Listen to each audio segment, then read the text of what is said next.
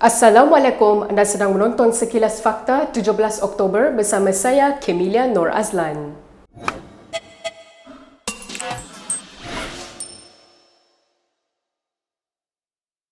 Gerakan Tanah Air Negeri Sembilan dilaporkan akan meletakkan bekas Ketua Polis Negara Abdul Hamid Badur untuk bertanding di kerusi Parlimen Rembau. Bekas polis tertinggi itu akan berdepan timbalan Presiden UMNO Muhammad Hassan. Menurut laporan berita harian, Timbalan Pengerusi GTA Negeri Muhammad Jani Ismail memaklumkan pihaknya telah menyerahkan nama Abdul Hamid kepada pucuk pimpinan gabungan itu. Selain Abdul Hamid, GTA Negeri turut mengemukakan nama pengarah filem Ahmad Idham Ahmad Nazri sebagai calon di kerusi Parlimen Port Dickson yang disandang Ketua Pembangkang Anwar Ibrahim. Abdul Hamid dilantik sebagai Ketua Polis Negara pada 2019 semasa pentadbiran Pakatan Harapan yang diketuai Dr. Mahathir Mohamad. Menurut Muhammad Jani, keputusan untuk mencalonkan Abdul Hamid dibuat kerana GTA memerlukan individu dengan nama besar untuk bertanding di Rembau, lebih-lebih lagi calon tersebut akan berdepan Muhammad. Malaysia kini telah pun menghubungi Abdul Hamid bagi mendapatkan komennya mengenai perkara tersebut.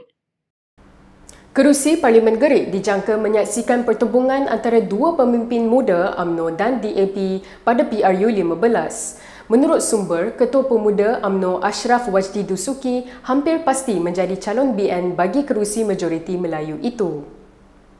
Dalam PRU 14, Ashraf tewas di Parlimen Pasir Putih kepada Dr. Nik Muhammad Zawawi Saleh dari PAS dengan perbezaan 1,360 undi. Penghijrahan Ashraf ke Perak akan memberikan peluang yang lebih baik kepadanya untuk masuk ke Dewan Rakyat. Parlimen Gerik yang kosong sejak November 2020 akibat kematian ahli parlimennya, Hasbullah Osman, dilihat sebagai kerusi selamat untuk Ashraf. Sementara itu, Malaysia kini difahamkan pengurusi DAP Perak Nga Kor Ming telah mengumumkan pencalonan Adun Pasir Pinji Howard Lee di Gerik semasa mesyuarat dalaman pada akhir bulan lalu. Sumber DAP maklum ia akan menjadi perlawanan yang sukar untuk Lee berikutan kerusi tersebut merupakan kubu buat BN. Bagaimanapun, Lee yang fasih berbahasa Melayu dan popular dalam arena politik nasional dilihat turut mempunyai kelebihan. Kita ke perkembangan berikutnya. Tindakan Presiden PKR Anwar Ibrahim yang tidak menyahut cabaran Azmin Ali untuk bertanding di Gombak mencerminkan ketakutannya ditolak pengundi Melayu. Perkara itu dinyatakan oleh Pengarah Pilihan Raya Perikatan Nasional Pulau Pinang, Mansur Othman hari ini.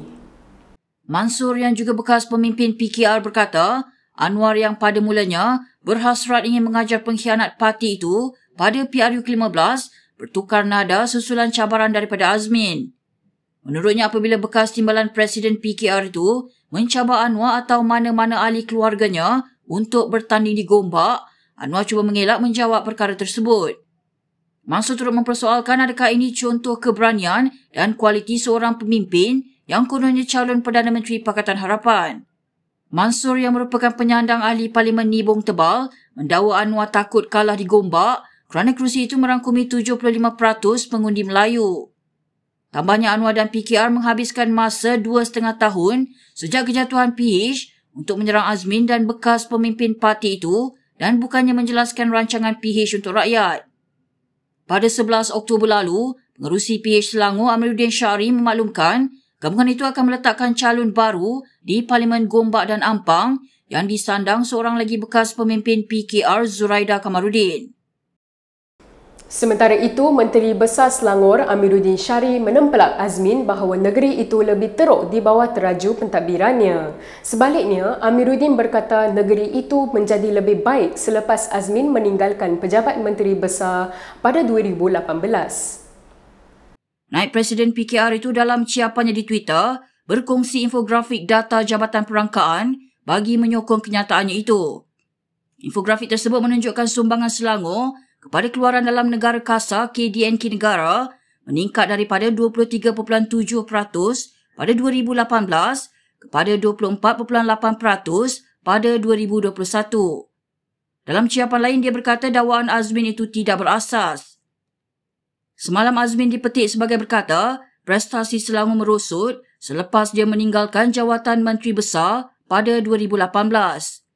Bekas timbalan Presiden PKR itu juga berkata, hubungan antara kerajaan pusat dan Selangor masih boleh diperbaiki. Amiruddin dipercayai dipilih sendiri oleh Azmin untuk mengambil alih jawatan Menteri Besar Selangor apabila dia menjadi Menteri Persekutuan selepas PRU ke-14. Adun Sungai Tua itu sebelum ini merupakan sekutu rapat Azmin namun tidak mengikut jejaknya bersama ahli Parlimen PKR lain yang berpaling tadah semasa langkah Sheraton pada 2020. Berita seterusnya, ceramah anjuran muda di Muar, Johor, malam tadi dicemari dengan insiden gangguan oleh sekumpulan pemuda. Kira-kira 20 pemuda muncul dan mencetuskan pergaduhan mulut dengan ahli muda ketika Syed Saddiq Syed Abdul Rahman memberikan ucapan. Dalam ucapannya, Presiden parti itu yang merupakan penyandang ahli Parlimen Muar antara lain memaklumkan sumbangannya di kawasan itu pada penggal lepas.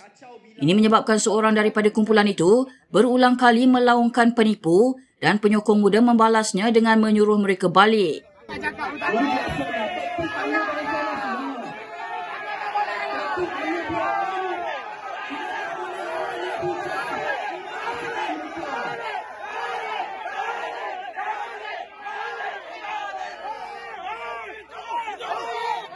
Walaupun polis bantuan yang hadir meminta mereka beredar, kumpulan tersebut yang datang menaiki motosikal tetap berlegar di kawasan ceramah. Terdahulu dalam ucapannya, Syed Saddiq menyuarakan kesedihan terhadap golongan muda yang menurutnya perlu merayu kepada elit politik untuk menyara kehidupan. Walaupun Syed Saddiq masih belum mengumumkan pencalonannya, ia dijangka akan mempertahankan kerusi Parlimen Muar dalam PRU kali ini. Ketika musim tengkujuh dan banjir semakin menghampiri, Dr. Mahathir Mohamad menyatakan rasa bimbangnya terhadap fenomena itu. Ia lebih membimbangkan bekas Perdana Menteri itu apabila kejadian tersebut berlaku di kawasan yang diwakilinya iaitu Langkawi. Saya baca laporan bencana alam yang berlaku di Langkawi semalam. Keadaan ini membimbangkan. Saya harap penduduk dan pelawat di Langkawi berwaspada serta elak diri dari bahaya. Pagi ini saya akan pulang ke Langkawi untuk lihat sendiri keadaan di sana. Penyandang ahli Parlimen Langkawi itu berada di pulau tersebut hari ini untuk melihat dari dekat masalah yang melanda penduduk setempat. Hujan lebat selama beberapa jam semalam mencetuskan banjir di beberapa kawasan tumpuan pelancong termasuk di air terjun Telaga 7. Setakat pagi tadi, seramai 44 orang daripada 11 keluarga masih berada di pusat pemindahan sementara. Mahathir, 97 tahun, yang bakal mempertahankan kerusi Langkawi dalam PRU ke-15, sebelum ini memberi amaran bahawa isu perubahan iklim akan menjadikan banjir tahun ini lebih teruk. Beliau turut menegaskan bahawa pelaksanaan PRU semasa musim banjir boleh mengakibatkan kehilangan nyawa. Berikut beberapa lagi ringkasan berita untuk hari ini.